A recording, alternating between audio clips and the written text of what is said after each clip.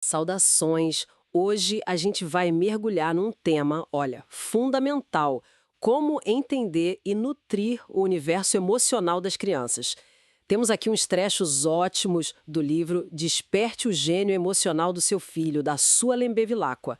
A nossa missão aqui é explorar como a programação neurolinguística, a famosa PNL, né, combinada com empatia, pode, assim, transformar a dinâmica familiar e ajudar a criançada a desenvolver mais autoconfiança, mais resiliência. O material promete uma conversa bem acolhedora, cheia de dicas práticas. Então, vamos lá desvendar isso. Exato. E o interessante é que o material já começa colocando as emoções não como algo secundário, sabe? Mas como a base mesmo do desenvolvimento infantil. A ideia central é muito boa. Acolher cada emoção, mesmo aquelas mais complicadas, constrói uma ponte de confiança, essencial para a criança se relacionar com o mundo. Vamos investigar juntos como a PNL pode ser essa ferramenta, talvez o cimento para essa ponte, né? Sim, o livro já introduz a PNL, contando a história dela lá nos anos 70, com o Bandler e o Grinder. É interessante como eles começaram, né? Basicamente foram estudar, modelar mesmo, o que pessoas consideradas excepcionais faziam de diferente na comunicação, na gestão das emoções. A essência que eles tiraram dali é que a gente pode conscientemente mudar nossa comunicação. Sabe, o jeito de falar, os gestos e até como a gente interpreta o mundo, para ter resultados melhores e mais positivos. E a ligação com a educação das crianças é direta, é muito poderosa. Pensa comigo. Quando uma criança se sente segura de verdade, se sente vista, compreendida, o potencial dela para aprender, nossa, floresce de um jeito incrível. Aí que entra a PNL, oferecendo um monte de técnicas. Algumas bem sutis, viu? Tipo, mudar o jeito de fazer uma pergunta, para abrir portas em vez de fechar. Ou aprender a ler as expressões, a postura da criança. Isso tudo ajuda a criar um ambiente mais harmônico em casa, na escola. O ponto-chave não é ignorar a emoção difícil, sabe? Mas entender e usar como chave, para destravar possibilidades. O fascinante mesmo é isso. Como que reconhecer, validar o sentimento pode liberar o potencial de aprendizado de cada criança. Faz todo sentido. A autora até dá exemplos do dia a dia, né? O impacto que um elogio sincero tem. Ou como um dia ruim na escola afeta a vontade de aprender no dia seguinte. A emoção daquele momento parece que define o que ela chama de liturgia do aprendizado. É forte essa expressão, né? Sugere que tem quase um ritual emocional em volta de como a gente aprende. É essa combinação, empatia de verdade com o conhecimento de como a mente funciona. E a neurociência, hoje em dia, ela vem para confirmar isso com força. A tal da plasticidade cerebral. Essa capacidade incrível do cérebro de se reorganizar, de mudar, né? Ela é muito, muito intensa nos primeiros anos de vida. Nesse cenário, as emoções positivas funcionam como um adubo mesmo, para esse solo fértil que é o cérebro da criança.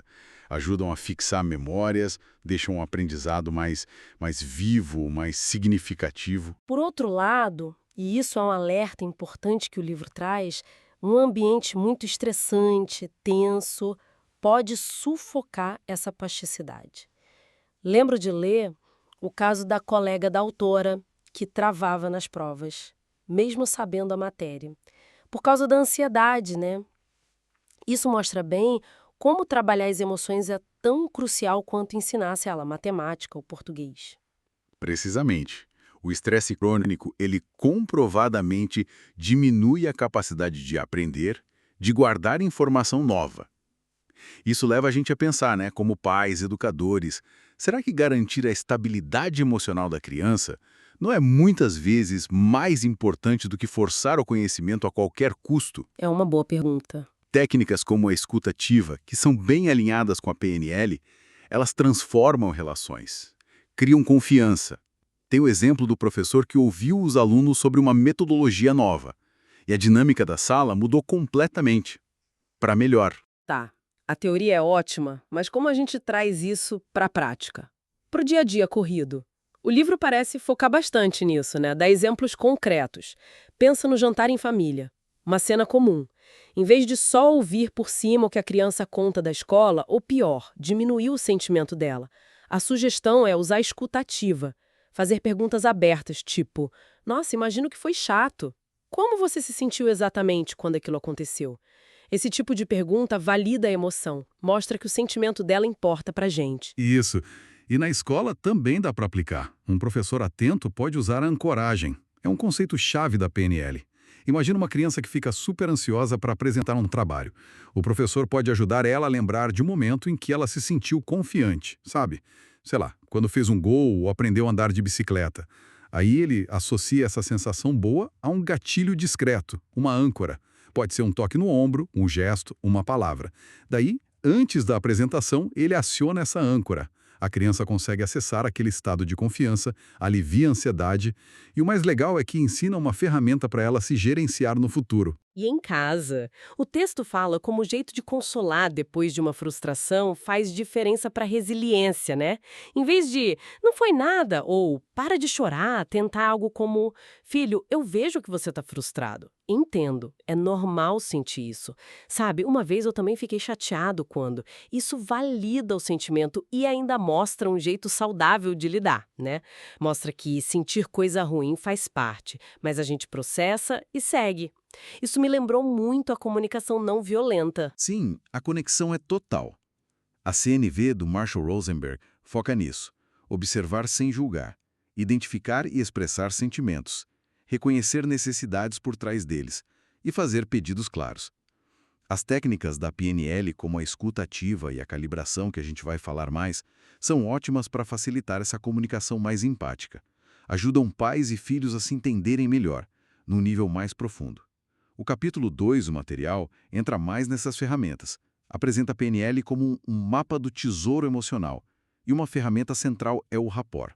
Ah, rapport. A gente ouve muito essa palavra. O que é exatamente nesse contexto? Rapport é a habilidade de criar conexão.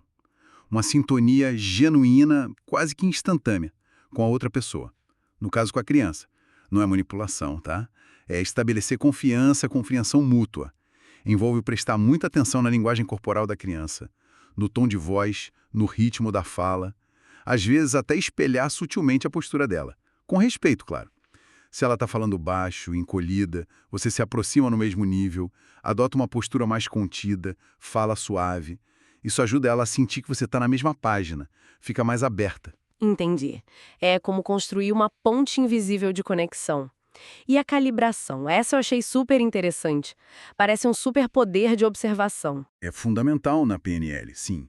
Calibrar é essa capacidade de notar as pequenas mudanças, às vezes mínimas, na fisiologia, no comportamento não verbal da pessoa. E essas mudanças indicam alterações no estado emocional dela. É perceber aquele brilho diferente nos olhos quando ela fala de algo que ama. Ou a tensão nos ombros quando toca num assunto delicado. Uma mudança no tom de voz, o jeito de cruzar os braços, desviar o olhar. Ficar atento a esses sinais permite ler o que não está sendo dito e ajustar a nossa comunicação. Ajuda a fazer perguntas melhores, mais abertas, como no exemplo. Notei que seus olhos brilharam quando falou do projeto de ciências. O que te animou tanto nele? Isso mostra atenção e convida a criança a explorar e compartilhar mais. Nossa, isso abre muitas portas para entender o que se passa com a criança, né? Então, o mapeamento das emoções que o livro fala usa essa calibração junto com a escutativa. Exatamente. Mapear emoções é um processo contínuo. Combina essa observação atenta dos sinais não verbais, o jeito de morder o lábio, franzir a testa, desviar o olhar, com a escuta do que a criança fala. Muitas vezes, os sinais não verbais são até mais autênticos que as palavras, né? Especialmente com crianças que ainda estão aprendendo a nomear o que sentem.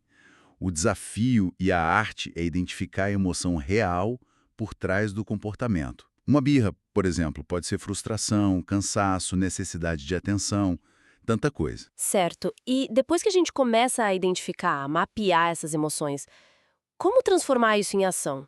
O que fazer com essa informação toda? É aí que entram as mini-metas emocionais, uma sugestão bem prática do livro. A ideia é criar objetivos pequenos, realistas, alcançáveis, para ajudar a criança a desenvolver a inteligência emocional dela.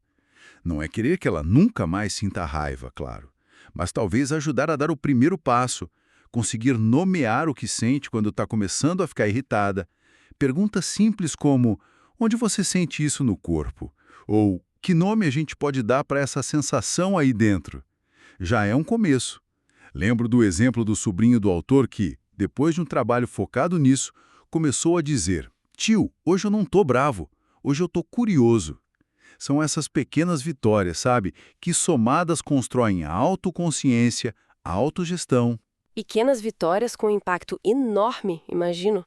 E como garantir que essas metas funcionem? O crucial é que sejam metas alcançáveis mesmo, adaptadas para a idade, para o momento da criança.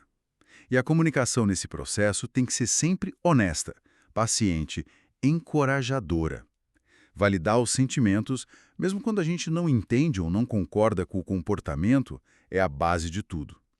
Dizer, eu vejo que você está com raiva agora, é muito mais útil que não tem motivo para ter raiva. Uma ferramenta prática que o livro sugere é o Diário das Emoções. Ah, legal. Pode ser algo bem simples. Um caderno onde a criança, talvez com a ajuda no começo, registra como se sentiu no dia. Pode ser com palavras, desenhos, colagens, adesivos. O importante é ser um jeito que funcione para ela. Um espaço seguro para colocar para fora e pensar sobre o que sentiu. Eu gostei muito também da ideia do mural das emoções da família. Parece um jeito leve, colaborativo de trazer a conversa sobre sentimentos para o dia a dia, né? Cada um escreve ou desenha num papel colorido como se sentiu na semana, uma alegria, uma frustração, e depois compartilham num momento combinado. Imagino que isso não só ajuda cada um a se expressar, mas fortalece os laços, a empatia entre todo mundo. Sem dúvida. Criar esse ambiente seguro emocionalmente é um dos pilares. Passa por acolher todas as emoções, sem julgamento, usando atividades lúdicas, né? Desenho, música, teatro, ou só fazendo perguntas abertas, mostrando interesse de verdade. Mas tem outro ponto essencial que o texto toca: a vulnerabilidade do adulto. Como assim? Quando a gente compartilha, de um jeito apropriado para a idade, claro, nossas próprias experiências emocionais da infância, nossas dificuldades, como a gente aprendeu a lidar. Isso cria uma ponte de conexão muito forte. Mostra para a criança que sentir medo, tristeza, raiva é normal, que adulto também sente tudo isso e que dá para aprender a navegar nessas águas e superar. Fica bem claro que não é mágica, né? É um processo contínuo. Exige da gente, adultos, paciência, criatividade para achar o jeito certo para cada criança e também celebrar as pequenas conquistas, as da criança e as nossas nesse caminho. Aquela citação no fim do capítulo 2 é muito marcante mesmo. Antes de ensinar qualquer coisa, aprenda a enxergar a alma por trás do comportamento. Isso convida a gente a olhar além, né? Então, o que a gente tira de mais valioso dessa nossa conversa, dessa análise do material?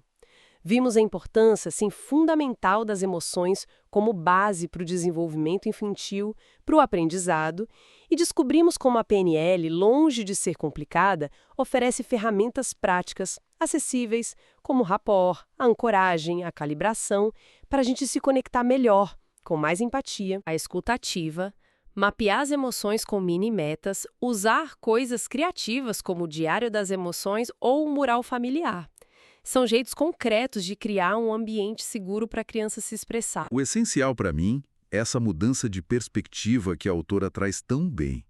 Ver as emoções não como problemas para corrigir, mas como informações valiosas. Mensageiras. Que contam algo importante sobre as necessidades da criança. E ver a PNL como um guia prático, um conjunto de habilidades que a gente pode aprender para navegar nesse universo emocional com mais sensibilidade, mais sabedoria. Isso me leva a uma reflexão final, sabe? Que talvez vá um pouco além do que a gente leu aqui. Algo para a gente pensar. Como é que nós, no nosso dia a dia de adultos, podemos aplicar esses mesmos princípios de autoconsciência emocional, de escuta empática, de comunicação consciente, para melhorar nossas próprias relações com colegas, parceiros, amigos e o nosso próprio bem-estar. E assim, servir de modelo ainda mais autêntico, mais inspirador para as crianças à nossa volta. Uma excelente questão, para a gente continuar pensando e explorando nas nossas vidas. Concluímos aqui essa nossa exploração sobre como despertar o gênio emocional das crianças, inspirados pelas ideias tão instigantes da Suelen Bevilacqua que compartilhamos hoje.